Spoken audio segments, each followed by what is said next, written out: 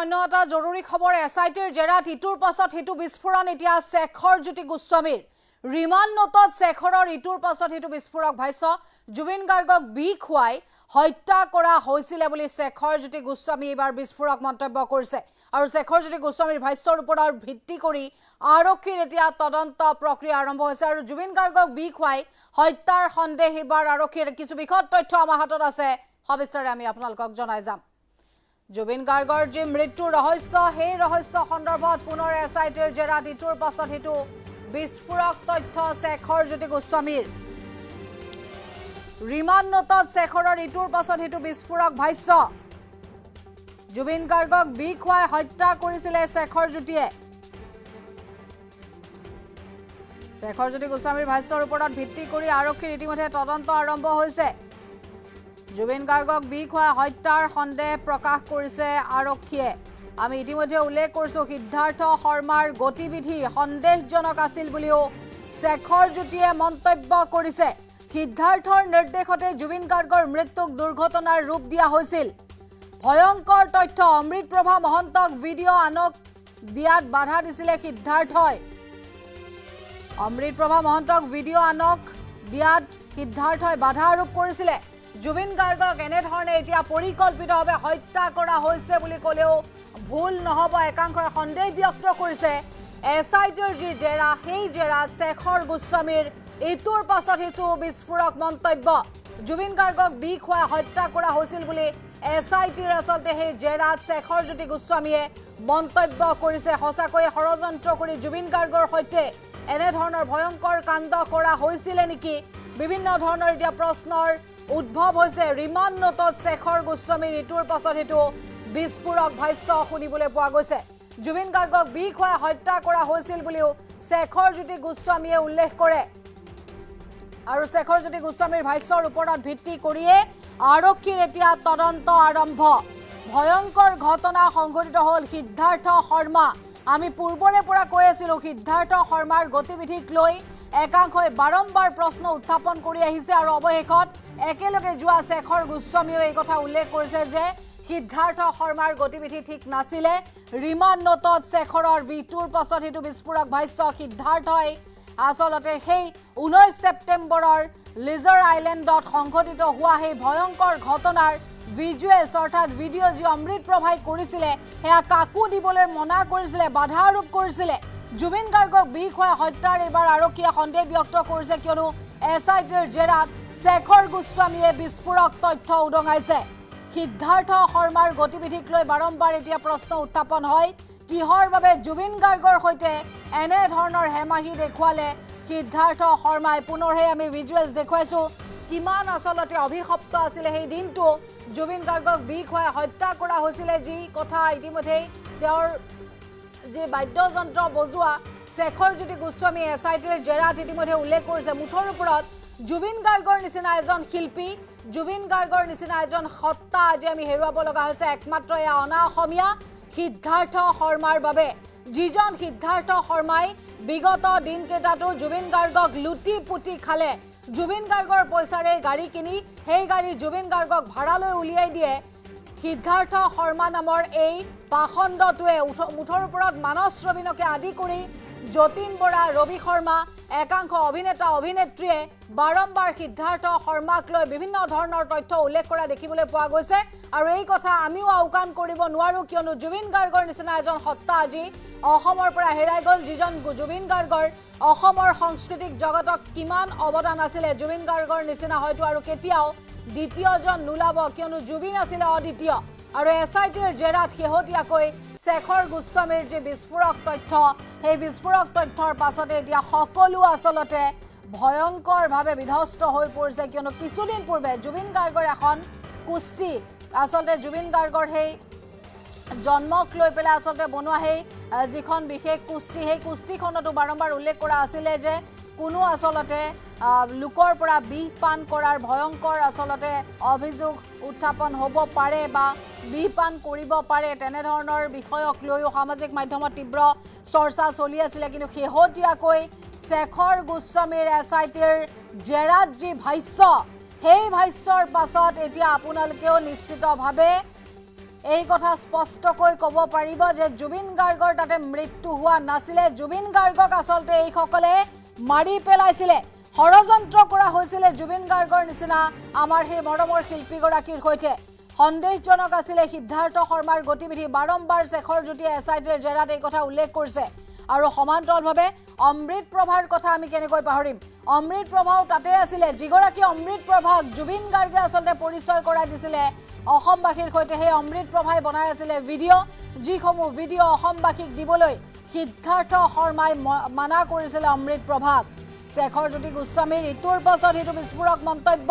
আৰু জুবিন গাৰ্গৰ ফোনটোত আচলতে কি আছিলে, জুবিন গাৰ্গৰ ফোনটো ইমান দিনে সিদ্ধাৰ্থ শৰ্মাই নিজৰ লগত কিয় ৰাখি থৈছিলে, কিহৰ বাবে আচলতে সিদ্ধাৰ্থ শৰ্মাই ইমান দিনে নিজে আত্মগোপন কৰি আছিলে, সিদ্ধাৰ্থ শৰ্মাই ইমান দিনে নিজকে কিয় আত্মসমৰ্পণ নকৰিলে যদি তেওঁৰ একো ভুল নাছিলে। বিভিন্ন ধৰণৰ এতিয়া প্ৰশ্নৰ উদ্ভৱ হৈছে। মুঠৰ ওপৰত ৰিমাণ্ড নোটত শেখৰৰ ইটোৰ পাছত সিটো যি বিস্ফোৰক তথ্য ইতিমধ্যে প্ৰকাশ পাইছে। জুবিন গাৰ্গক বিষ খুৱাই হত্যা কৰা হৈছিল বুলি যি কথা উল্লেখ কৰা হৈছে, সেই কথা এতিয়া কিমান দূৰ সঁচা, সকলো কিন্তু তদন্তৰ আওতালৈ আহিব লাগিব। কেৱল ইমানে নহয়, শেখৰ জ্যোতি সিদ্ধাৰ্থ শ্যামকানু বুলি আমি চিঞৰি থাকিলে নহ'ব। ছিংগাপুৰৰ সেই ইয়াত পাৰ্টিত প্ৰবাসী কেইবাজনো অসমীয়া আছিলে ছিংগাপুৰৰ, তেওঁলোকক কিন্তু চুচৰাই আনিব লাগে, তদন্তৰ আওতালৈ তেওঁলোককো লৈ আহিব লাগে। কিয়নো বৰ্তমান সময়ছোৱাত জুবিন গাৰ্গৰ আচলতে স্বাস্থ্যৰ প্ৰতি দেখুওৱা এই যি হেমাহি, সেই হেমাহিৰ বাবে সকলো দায়ী। কোনো এজন কিন্তু সাৰি যাব নোৱাৰে। মুখ্যমন্ত্ৰীগৰাকীৰো ইতিমধ্যে চেলেঞ্জ যে মুখ্যমন্ত্ৰীগৰাকীয়ে কোৱা ধৰণে যে জুবিন গাৰ্গে ন্যায় পাবই লাগিব। আৰু জুবিন গাৰ্গক বিষ খুৱাই হত্যা কৰা হৈছিল বুলি শেখৰ জ্যোতি গোস্বামীয়ে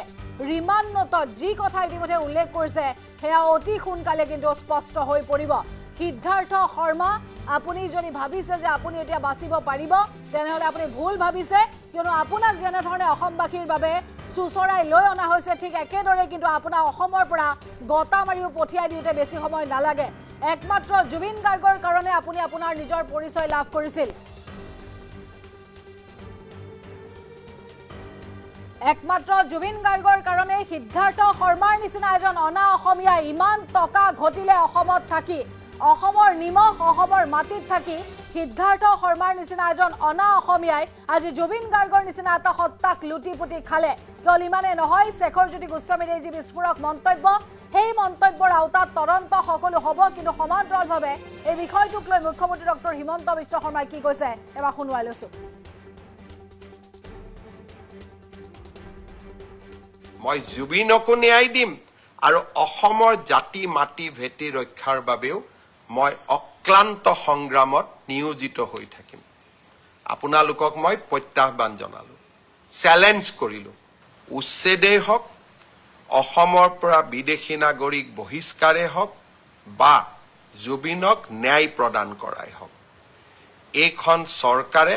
কাৰো ওচৰত শিৰ নত নকৰে, মাত্ৰ অসমবাসীৰ ওচৰত শিৰ নত কৰিব। ফটোশ্বপ কৰি কোনোবাই যদি ভাবে হিমন্ত বিশ্ব শৰ্মাক দুৰ্বল কৰিব পাৰিব, কোনোবাই যদি ভাবে ভুৱা ফটোগ্ৰাফ উলিয়াই হিমন্ত বিশ্ব শৰ্মা, সেই প্ৰচেষ্টা আপোনালোকে নকৰিব। মই আকৌ এবাৰ আপোনালোকক অনুৰোধ কৰিম, মই আজি ফেচবুকৰ পিছত মই 2020 চনত জুবিনৰ বিষয়ে কোৱা কথাকেইটা এবাৰ আপোনালোকে শুনি ল'ব। তেতিয়া আপোনালোকে বুজি পাব যে আমি সকলো জুবিনৰ অনুৰাগী। শ্ৰদ্ধাৰ ৰাইজ, কেতিয়াবা কাকতলীয়া সংযোগ হয়, কেতিয়াবা ডেলিভাৰেড হয়। যোৱা কালিৰ পৰা এখন নতুন নাটক আৰম্ভ কৰা হৈছে। শ্যামকানু মহন্ত উচ্চতম ন্যায়ালয়ত কেনেকৈ যাব পাৰে?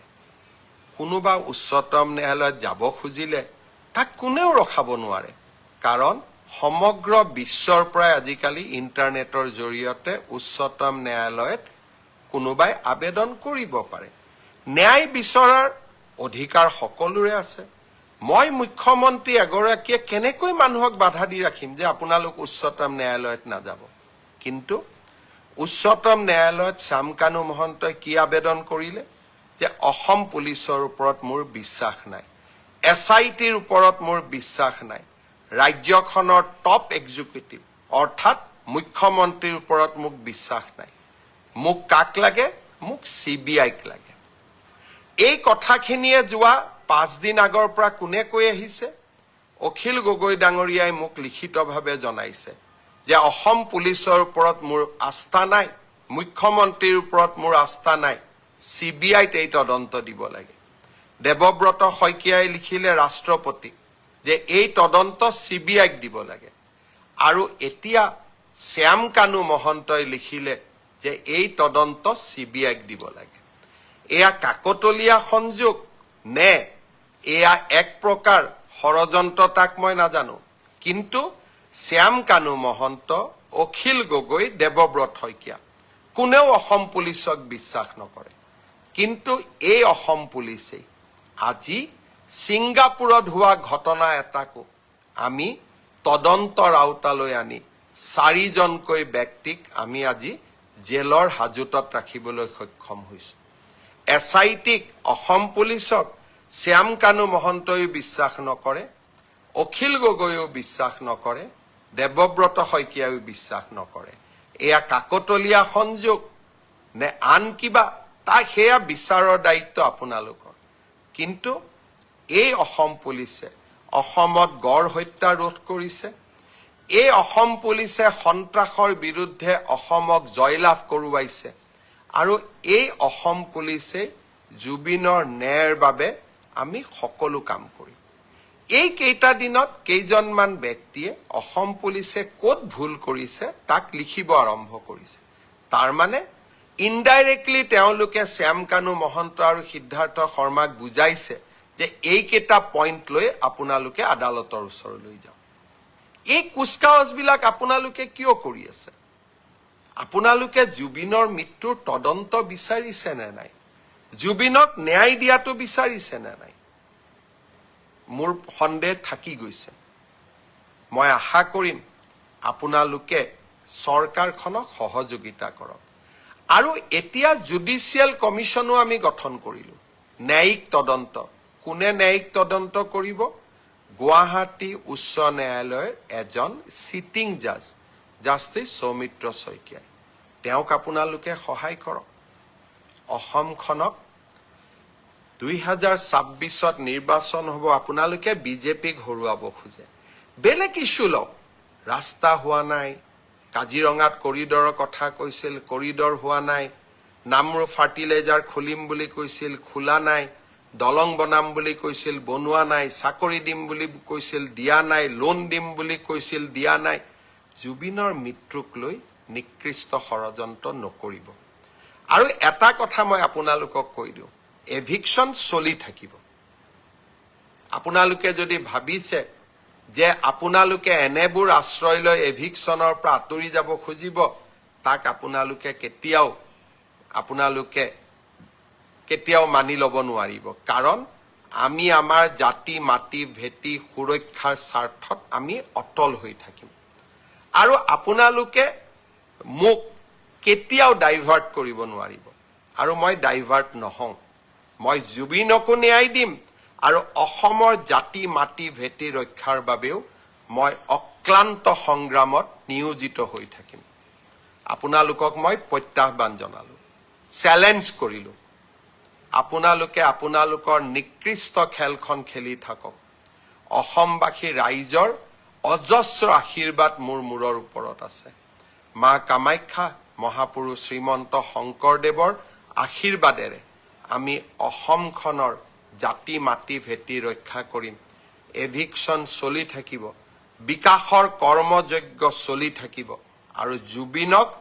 যোৱা ফেচবুক লাইভত মই এটা কথা উল্লেখ কৰিছিলোঁ যে আমি সকলো জুবিন গাৰ্গৰ অনুৰাগী কোনোবা এজনে ভাবিব পাৰে যে মই বেছি ডাঙৰ অনুৰাগী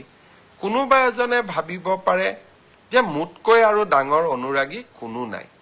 কিন্তু প্ৰকৃত সত্যটো হ'ল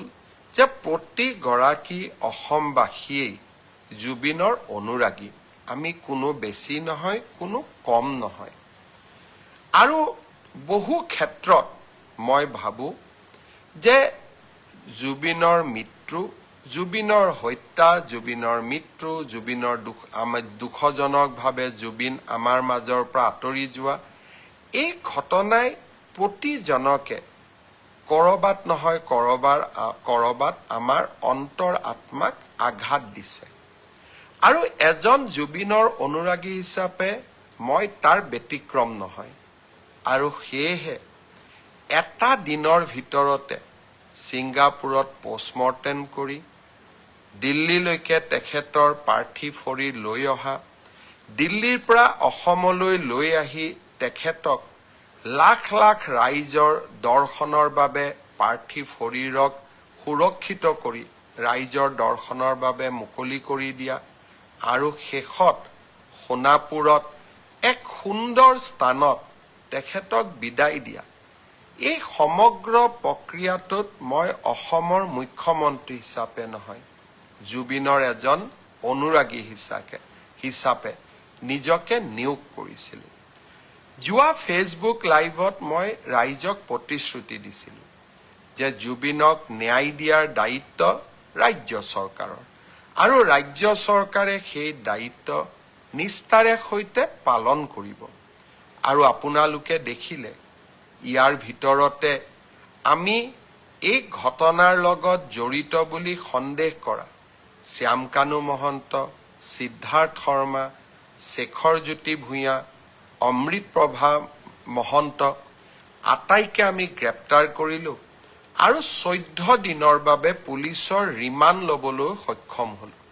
সাধাৰণতে কোনো ন্যায়ালয়ে 14 দিন পুলিচ ৰিমাণ্ড নিদিয়ে এই ক্ষেত্ৰত আমাৰ প্ৰচেষ্টাই এটা ব্যতিক্ৰমী ৰূপ ল'লে